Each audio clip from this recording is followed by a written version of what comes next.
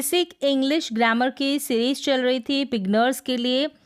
Class 4 हो गई थी, जिसमें क्लास 4 में आपने पार्ट्स ऑफ स्पीच जो है उसके बारे में सीखा कि पार्ट्स ऑफ स्पीच में कौन कौन से पार्ट्स ऑफ स्पीच है, क्या क्या टाइप है इनकी।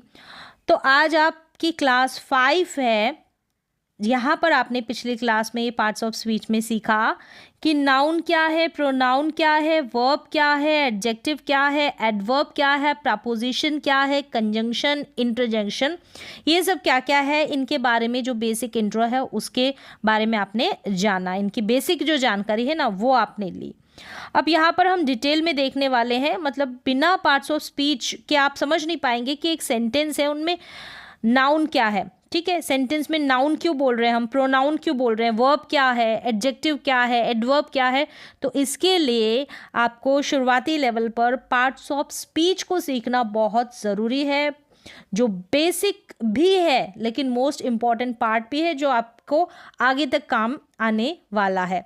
देखें, पार्ट्स ऑफ स्पीच में आज हम डिटेल में देखने वाले हैं नाउन के बारे में। ठीक है, नाउन के बारे में, नाउन की टाइप्स देखेंगे, कौन कौन से नाउन होते हैं, किस तरीके से हम नाउन में भी जो डिफरेंट टाइप्स है ना नाउन्स की उनको भी पहचान पाएं। तो चलिए यहाँ पर देखें टाइप्स ऑफ नाउन्स कौन कौन सी है। यहाँ पर दे रखी है 8 टाइप्स दे रखी है। तो सबसे पहले है जैसे कॉन्क्रीट नाउन, एब्स्ट्रैक्ट नाउन, अब ये क्या है वो अभी हम देखेंगे। फिर है common noun, proper noun, countable noun, uncountable noun, collective noun, compound noun. तो नाउन को भी इतने पार्ट्स में डिवाइड कर रखा है, तो इनको भी पहचानना बहुत ज़रूरी है। आपने सीख लिया कि नाउन क्या होता है। नाउन तो जो आसपास आपकी चीज़ें नज़र आ रही है, प्लेस, पर्सन हो, थिंग हो, फीलिंग हो, ये सब नाउन है। ठीक है, अब इनको भी डिवाइड किया है। देखें, अब डिटेल में हम सबसे पहला है ना कॉन्क्रीट नाउन, इसको सीखते हैं।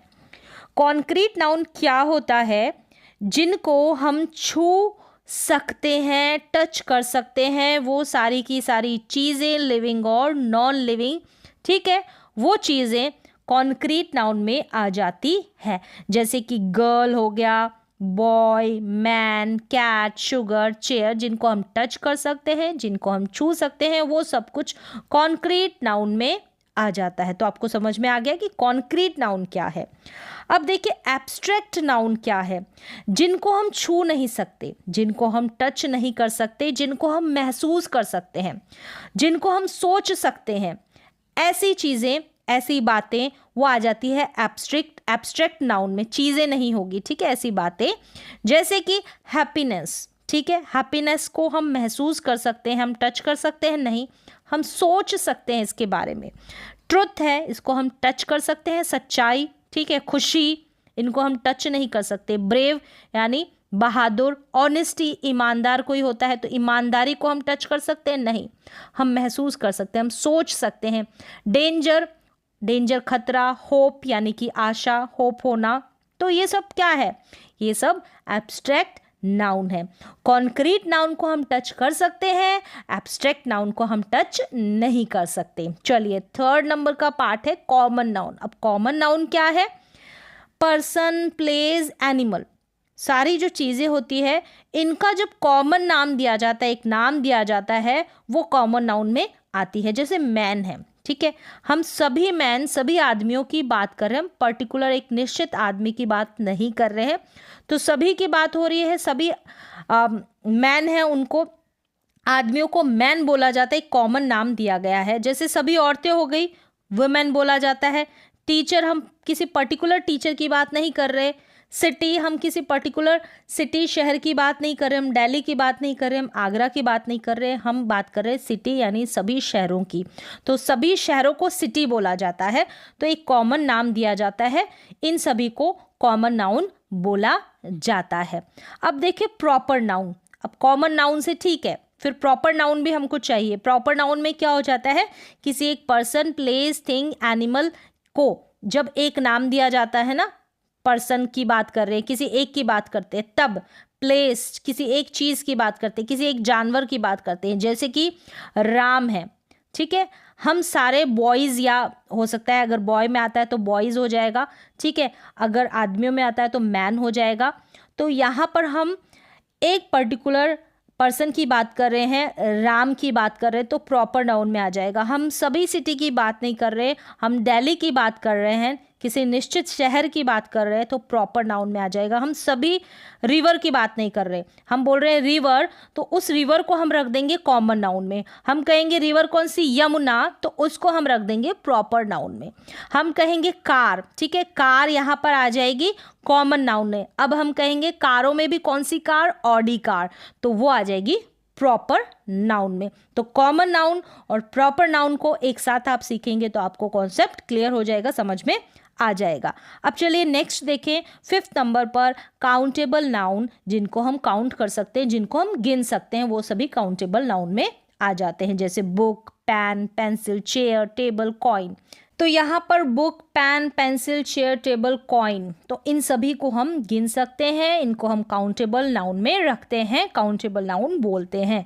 अनकाउंटेबल नाउन क्या हो गया, जिनको हम गिन नहीं सकते, जिनको हम काउंट नहीं कर सकते। हम सॉल्ट को, शुगर को, वाटर को, मनी को और एयर को हम गिन नहीं सकते। हवा को गिन सकते हैं, नहीं, एक हवा, दो हवा। मनी को हम गिन सकते हैं, नहीं, एक मनी, दो मनी, इस तरीके से नहीं बोल सकते। हम 1 कॉइन, 2 कॉइन इस तरीके से तो बोलते हैं, लेकिन मनी जो है ना, ये अनकाउंटेबल नाउन में आता है, ध्यान रखना। वाटर, पानी को तो नहीं गिन सकते। शुगर को गिन सकते हैं, ठीक है, दाने होते हैं भले ही, लेकिन 1 शुगर, 2 शुगर इस तरीके से नहीं बोलते। और सॉल्ट को भी हम नहीं गिन सकते। तो ये सभी अनकाउंटेबल नाउन है।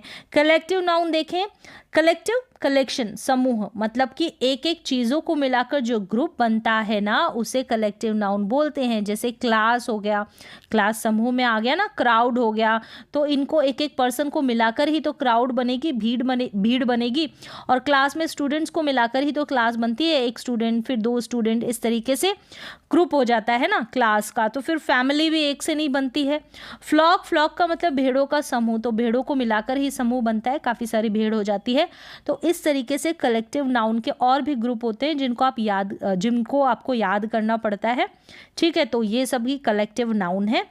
फिर देखिए कंपाउंड नाउन, 8 नंबर पर है कंपाउंड नाउन। कंपाउंड नाउन क्या है, जब 2 या 2 से अधिक शब्दों को मिलाकर एक नाउन बने, ठीक है, 2 या 2 से अधिक शब्दों को मिलाकर, जैसे कुछ ऐसे वर्ड्स होते हैं, बस स्टॉप, तो इसको मिलाकर क्या बना है, एक नाउन बनी है ना, बस स्टॉप, 2 है ना, बस फिर स्टॉप।